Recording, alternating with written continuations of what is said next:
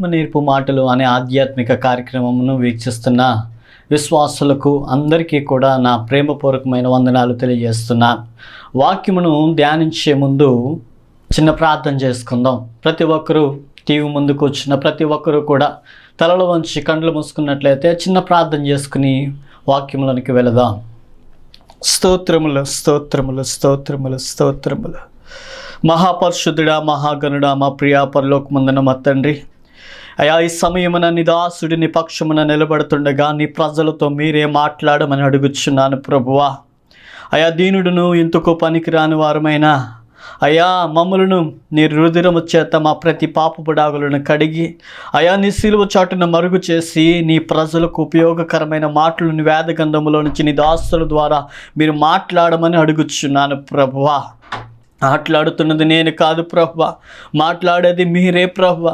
TV ముందు కూర్చున్న ప్రతి ఒక్కరితో ప్రతి బిడ్డతో మీరే మాట్లాడి మీకు మహిమకరంగా బ్రతికే కుటుంబాలుగా విశ్వాసులుగా లేవనెత్తమని యేసు నామములో అడుగుచున్నాను తండ్రి, ఆమేన్. ఆదికాండము 28వ అధ్యాయము 15వ వచనాన్ని చదువుకుందాం.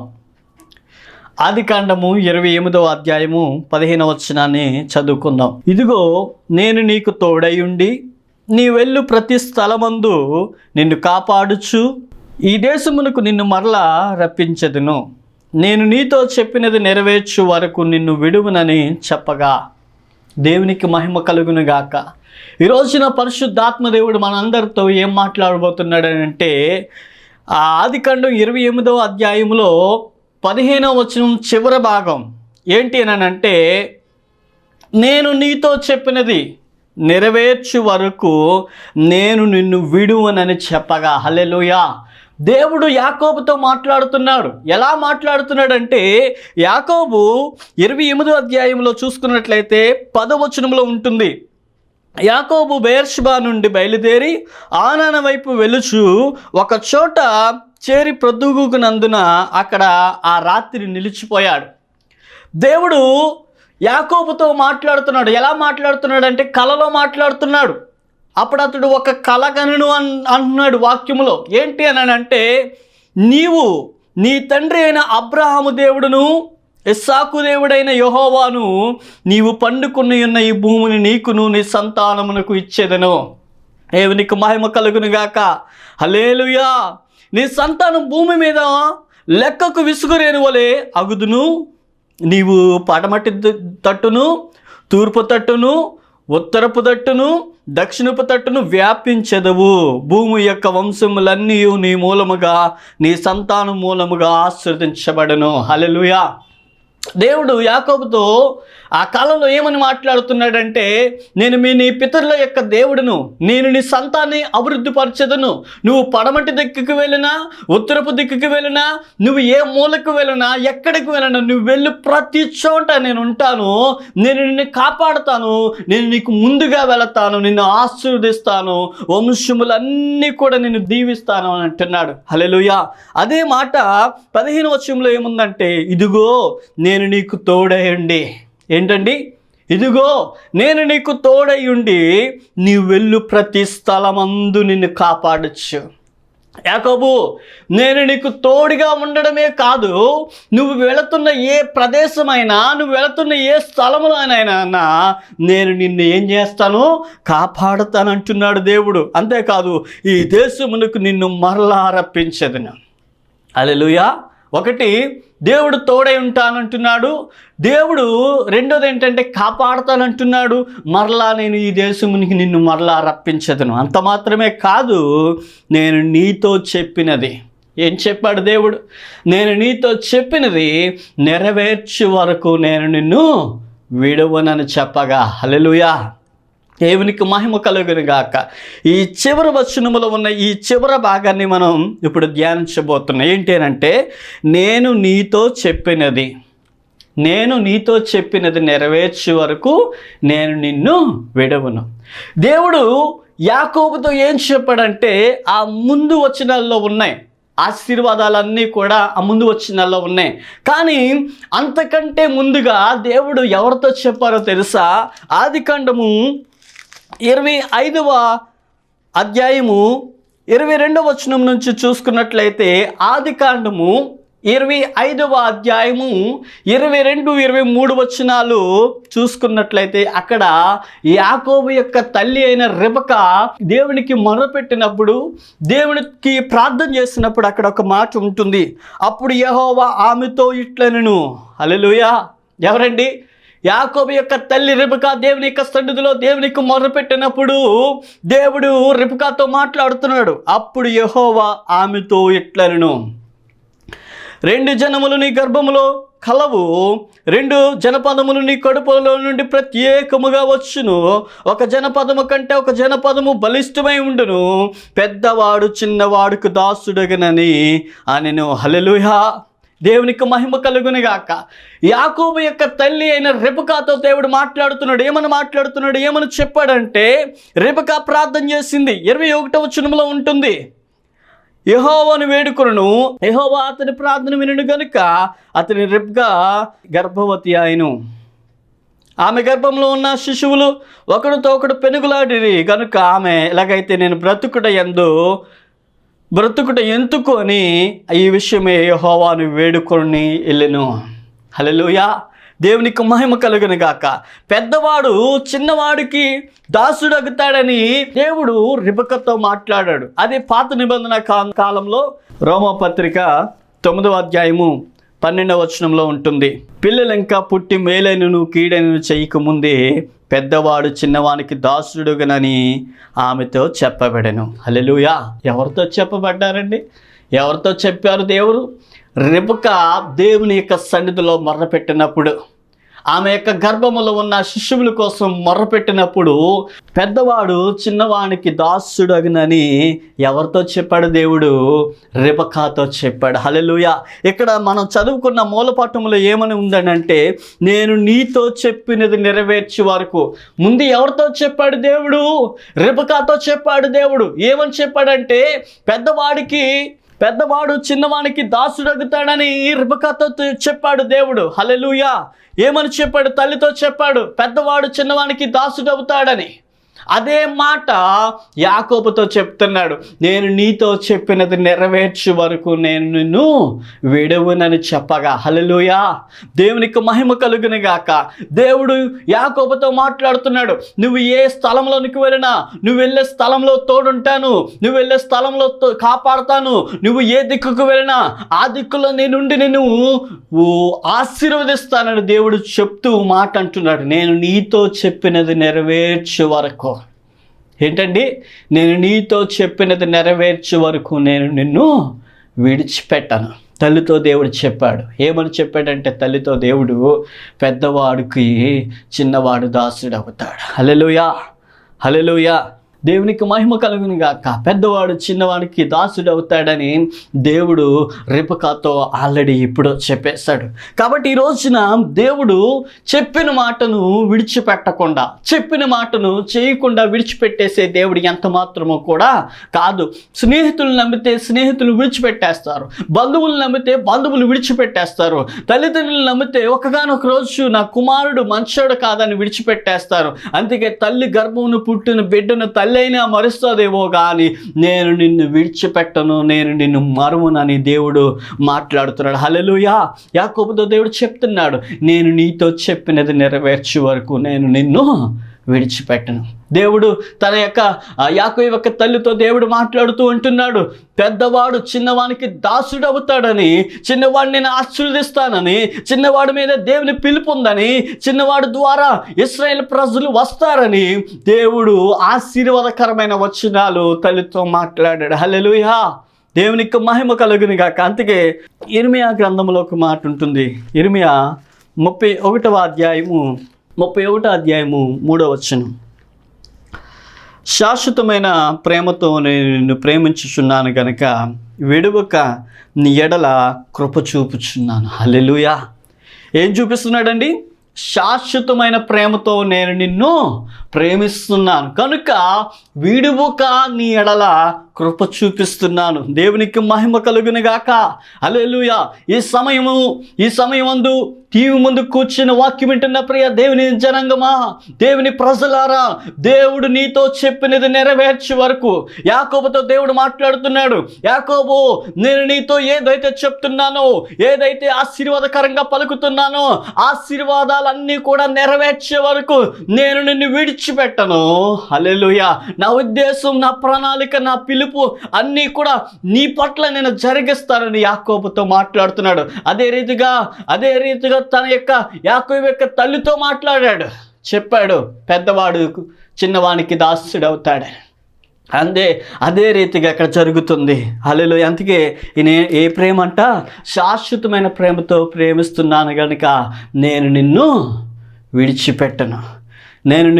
విడిచిపెట్టను కనుక ఆయన నీ ఎడల కృప చూపిస్తున్నాడు. దేవునికి మహిమ కలిగిన గాక. ఇప్పుడు విడిచిపెట్టని దేవుడు ఏ దేవుడండి? విడిచిపెట్టని దేవుడు.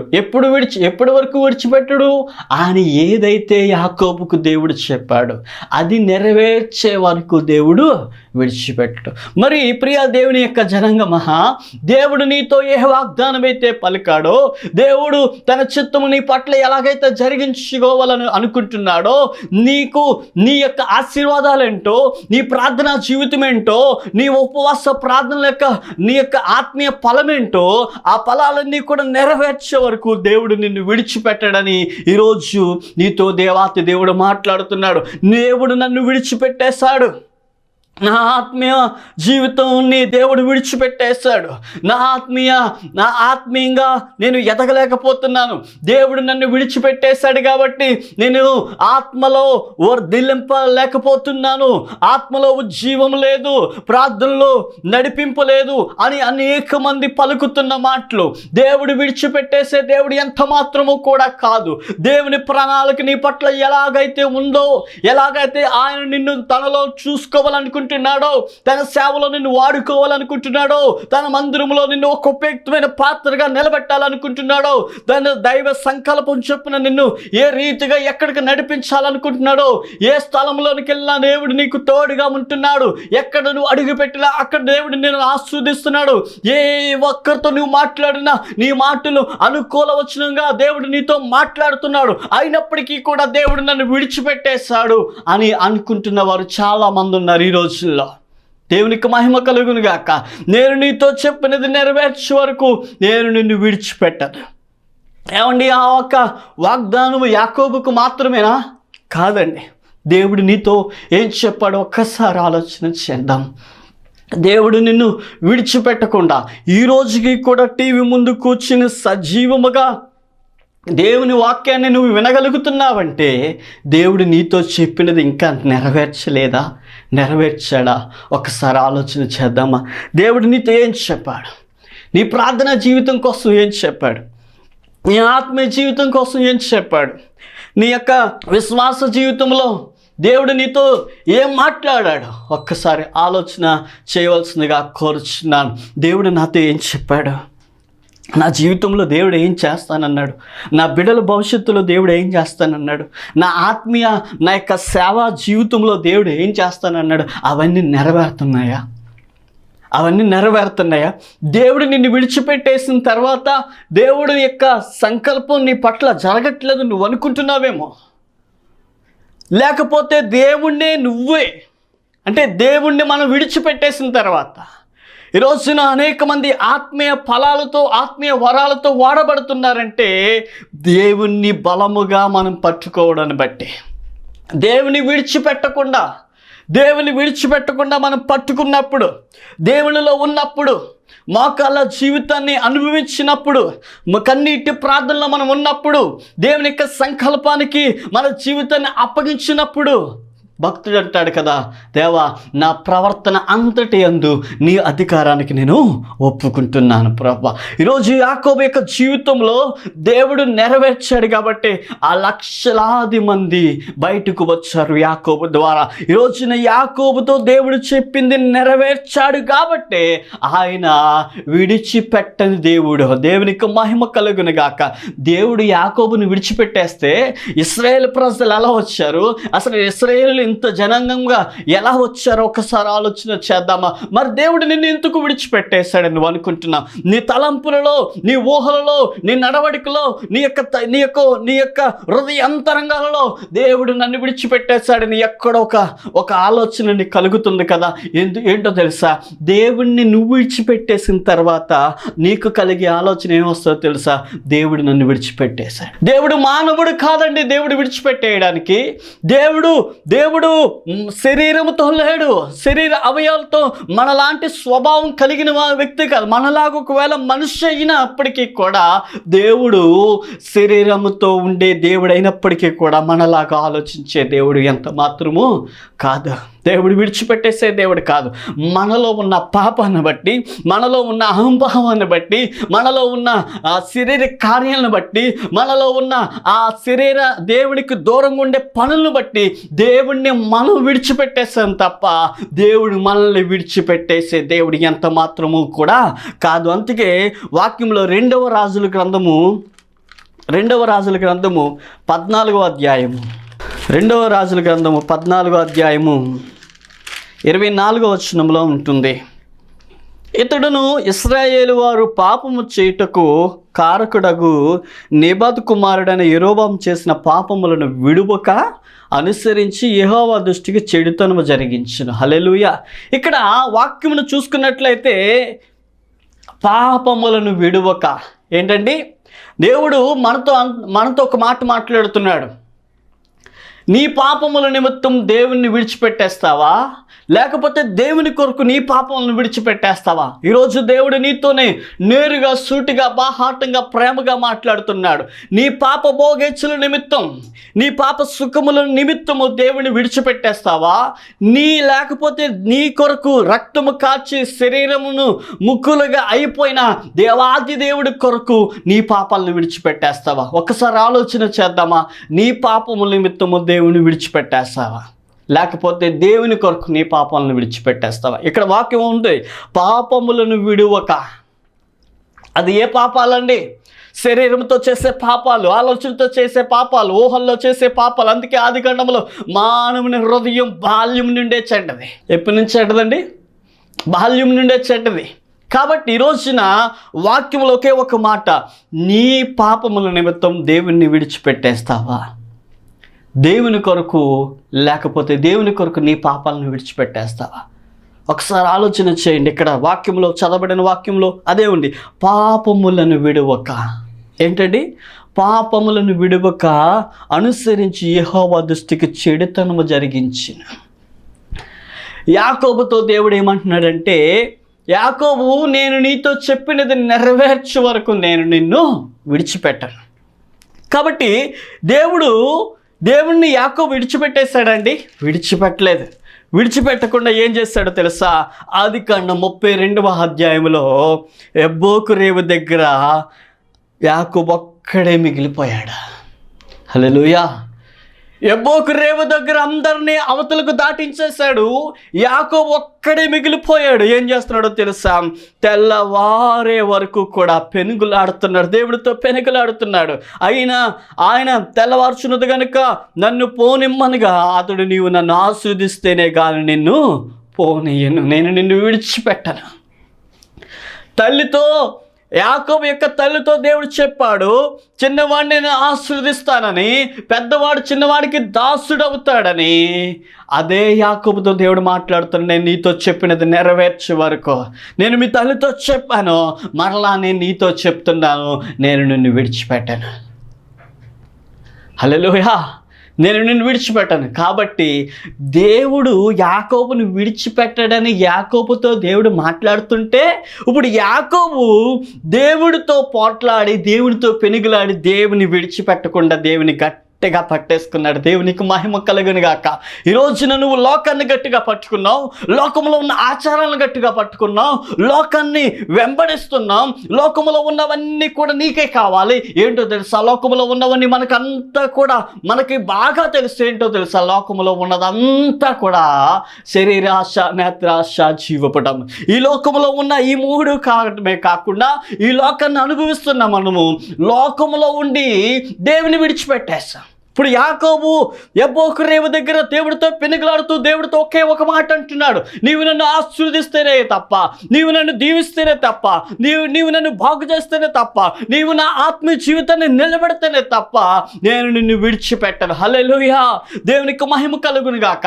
మన మూల పట్టుములు అదే కదా దేవుడు మనతో మాట్లాడాడు, యాకోబు నేను నీతో చెప్పినది నెరవేర్చే వరకు నేను నిన్ను విడిచిపెట్టను. హల్లెలూయా, నేను నిన్ను విడిచిపెట్టనని యాకోబుతో దేవుడు మాట్లాడుతుంటే, ఇప్పుడు యాకోబు యబ్బోకు రేవు దగ్గర నేను నిన్ను విడిచిపెట్టను, దేవా నేను నిన్ను విడిచిపెట్టను, నీవు నన్ను ఆశీర్వదిస్తేనే తప్ప నేను నిన్ను విడిచిపెట్టను. ఈ రోజున చాలామంది దేవుని విడిచిపెట్టేసి దేవునికి దూరంగా ఉండి, దేవుని సన్నిధికి దూరంగా ఉండి లోకంలో కలిసిపోయి, నా ఆదివారం ప్రార్థనకి రాకుండా, నియమిక కూడికలు రాకుండా, దేవునితో సహవాసం చేయకుండా దేవుని విడిచిపెట్టేసి నా కుమార్తెకు వివాహం అవ్వట్లేదండి, నా కుమారుడికి జాబ్ రావట్లేదండి, నా కుటుంబంలో మనశ్శాంతి లేదండి, నా ఆత్మీయ జీవితం చల్లారిపోయిందండి, ప్రార్థనలో నడిపింపు రావట్లేదండి. ఎలా వస్తుందండి?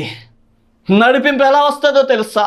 నువ్వు దేవుణ్ణి విడిచిపెట్టేస్తావు, దేవుణ్ణి దగ్గర నుంచి దూరంగా వెళ్ళిపోయా, దేవునికి సన్నిధికి దూరంగా వెళ్ళిపోయా, దేవునితో మాట్లాడట్లేదు, ప్రతిరోజు వాక్యం చదవట్లేదు, ప్రతిరోజు ఆరాధనలో ఉండట్లేదు. దేవుని విడిచిపెట్టేశాక నీ కుటుంబంలో కార్యాలు ఎలా జరుగుతాయి? ప్రియా దేవుని యొక్క జనాంగమా, విశ్వాసులారా, దేవుని ఎరిగిన ప్రతి బిడ్డలారా, ఈరోజు దేవుడు నీతోనే మాట్లాడుతున్నాడు. దేవుడు నిన్ను విడిచిపెట్టేస్తాడని నువ్వు ఎలా అనుకుంటున్నా? యాకోబుతో దేవుడు మాట్లాడుతూ, యాకోబు నేను నీతో ఏదైతే చెప్తున్నానో, యాకోబు నేను నీతో చెప్పినది నెరవేర్చే వరకు నేను నిన్ను విడిచిపెట్టను. అందుకే యబ్బోకు రేవు దగ్గర దేవుడు యాకోబుతో చెప్పిన దానిని గుర్తు పెట్టుకుని, జ్ఞాపకం ఉంచుకుని, దేవా నేను నిన్ను విడిచిపెట్టను, నన్ను ఆశీర్వదిస్తేనే తప్ప, నీవు నన్ను దీవిస్తేనే తప్ప నేను విడిచిపెట్టను. ఈ రోజున నీకున్న సుఖం కొరకు, నీకున్న అహంభావం దేవుని విడిచిపెట్టేసే రీతిగా నీ యొక్క ఆలోచనలు వెళ్ళిపోతున్నాయి, దేవుని సన్నిధికి దూరంగా వెళ్ళిపోతున్నాయి నీ తలంపులు. ఆలోచన చేద్దామా? పాపములను విడిచిపెట్టేసి, యాకోబు చేసిన దాన్ని విడిచిపెట్టేశాడు, అంతా విడిచిపెట్టేసి, లోకాన్ని విడిచిపెట్టేశాడు, సమస్తాన్ని విడిచిపెట్టేసి ఒక్కడే మిగిలిపోయాడు. యబ్బోకు రేవు దగ్గర ఒక్కడే యాకోబు దేవుడితో పెనుగులాడుతూ దేవుడితో మాట్లాడుతున్నాడు, దేవా నువ్వు నన్ను ఆశీర్వదించవా, దేవా నేను నిన్ను విడిచిపెట్టాను ప్రభువా. లోకములో మనుషులు విడిచిపెట్టేస్తారు. కొన్ని వారాలు ప్రార్థన మానకుండా దేవుణ్ణి పట్టుకుంటానన్న వారు కొన్ని వారాలు వెళ్ళిన తర్వాత మందిరాన్ని విడిచిపెట్టేసిన జనులు లేరా? దేవునితో సహవాసం చేస్తామని నిబంధన చేసిన తర్వాత కొన్ని నెలల తర్వాత దేవుని విడిచిపెట్టేసి దేవుని కార్యాలకు దూరంగా వెళ్ళిపోయిన వారు లేరా? ఈ రోజున దేవుడు ఏదైతే నీతో చెప్పాడో, ఏ వాగ్దానం అయితే నువ్వు తీసుకున్నావో, ఏ యొక్క ఆశీర్వాదాలు అయితే దేవుడు నీతో పలికాడో, ఏ స్వప్నంలో, ఏ కళలో, ఏ యొక్క ప్రవచనంలో, ఏ దీవెనలు అయితే నీ మీద ఉన్నాయో, అవన్నీ కూడా నీ మీద నెరవేర్చబడాలంటే నేను ఏం చేయాలో తెలుసా? దేవుణ్ణి విడిచిపెట్టకూడదు. యాకోబుతో దేవుడు మాట్లాడుతూ, నేను నీతో చెప్పినది నెరవేర్చే వరకు నేను నిన్ను విడిచిపెట్టను. ఆ మాటను ఆ యాకోబు హృదయంలో గట్టిగా ముద్ర వేయబడింది అనుకుంటా. అందుకే యబ్బోకు రేవు దగ్గర యాకోబు దేవుడితో మాట్లాడుతున్నాడు, నేను నిన్ను విడిచిపెట్టను. దేవుడు అన్నాడు నేను నిన్ను విడిచిపెట్టినాను. ఇప్పుడు యాకోబు అంటున్నాడు నీవు నన్ను ఆశీర్వదిస్తేనే తప్ప నేను నిన్ను విడిచిపెట్టను. చూసారు అక్కడ ఉన్న మర్మం, అక్కడ ఉన్న లాజిక్ ఒకసారి ఆలోచన చేయండి.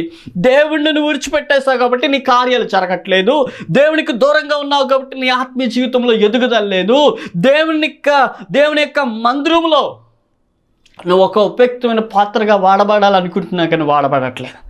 ఆలోచన చేయి. అందుకన్నట్టు యోహాను సువార్త 14వ అధ్యాయము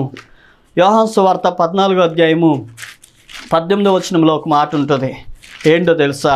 యోహాను సువార్త 14వ అధ్యాయము 18వ వచనంలో ఒక మాట ఉంటుంది, మిమ్మును అనాథులుగా విడవను. హల్లెలూయా. ఏంటండి? మిమ్ములను నేను అనాథులుగా విడవను.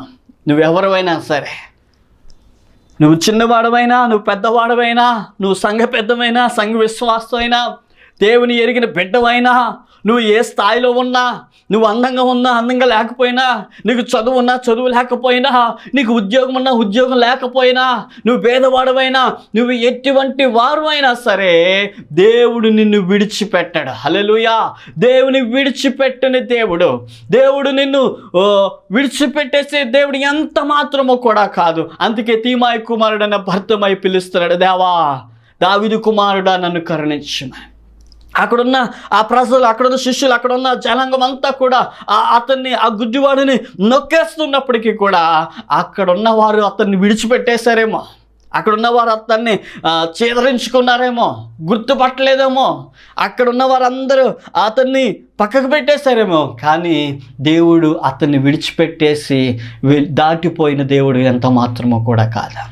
హల్లెలూయా, హల్లెలూయా. అక్కడ ఆ తీమాయి కుమారుడైన భర్తమై దేవుడు అతన్ని పిలిచినప్పుడు, ప్రభువు నిన్ను పిలుస్తున్నాడు, ధైర్యంగా ఉండు అంటున్నారు. హల్లెలూయా. అప్పటి వరకు కూడా ఆ నోరుని నొక్కేసిన అక్కడున్న ప్రజలే మాట్లాడుతున్నారు. ఏమని మాట్లాడుతున్నారో తెలుసా? ప్రభువు నిన్ను పిలుస్తున్నాడు. ప్రభు ఈరోజు టీవీ ముందు కూర్చున్న నిన్ను కూడా పిలుస్తున్నాడు. ఎందుకో తెలుసా? దేవుని విడిచిపెట్టేసిన నిన్ను, దేవుడి కార్యాలను విడిచిపెట్టేసిన నీతో దేవుడు మాట్లాడుతున్నాడు. నా సన్నిధిలోనికి వస్తావా? నన్ను పట్టుకుంటావా?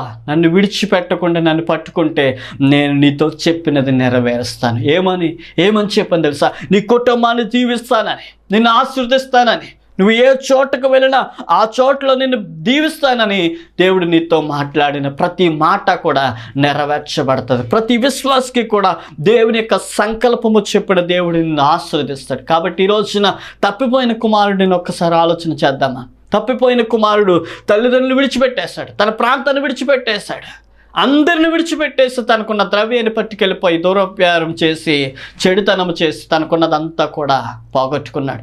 విడిచిపెట్టేశాడు, కుటుంబాన్ని విడిచిపెట్టేస్తాడు, తండ్రిని విడిచిపెట్టేశాడు. ఈరోజు నువ్వు పాపాన్ని విడిచిపెట్టకుండా దేవుని విడిచిపెట్టేస్తే నీ జీవితంలో కార్యాలు ఏమి జరగవు. కళ్ళు మూసుకొని చిన్న ప్రార్థన చేస్తా.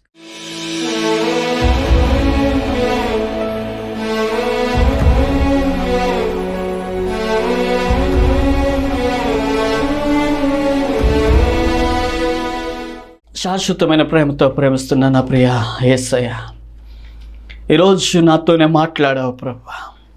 నీ ప్రజలు నిన్ను విడిచిపెట్టేసి మా జీవితాలు ఎదగడం లేదు, మా కుటుంబాలలో మనశ్శాంతి లేదు, దేవుడు మమ్మల్ని విడిచిపెట్టేశాడు అనేవారు అనేక మంది ఉన్నారు ప్రభా. అలా అంటున్న ప్రతి ఒక్కరి జీవితాలలో మీ కార్యాలు జరిగించమని అడుగుచున్నాను అయ్యా. ఒక్కొక్కరిని మీరు ఆశీర్వదించమని అడుగుచున్నాను. యాకోబుని ఏ రీతిగా ఆశీర్వదించారో, యాకోబు వెళ్ళిన ప్రతి స్థలములో మీరు తోడున్నట్లుగా వాక్యమున్న ప్రతి బిడ్డను మీరు ఆశీర్వదించమని అడుగుచున్నాను. ప్రతి బిడ్డ మీద నీ ఆశీర్వాదము వచ్చును గాక అని ప్రార్థన చేస్తున్నా. ఈ కార్యక్రమం స్పాన్సర్ చేసిన కుటుంబాన్ని మీరు బహుగా ఆశీర్వదించమని, సేవను బహుగా దీవించమని, టీవీ ముందు కూర్చున్న ప్రతి బిడ్డను మీరు పేరు పేరుని ఆశీర్వదించి వారి కుటుంబాల్లో నూతనమైన దీవెనలు కుమ్మరించమని యేసు నామములో అడుగుచున్నాను తండ్రి. ఆమేన్.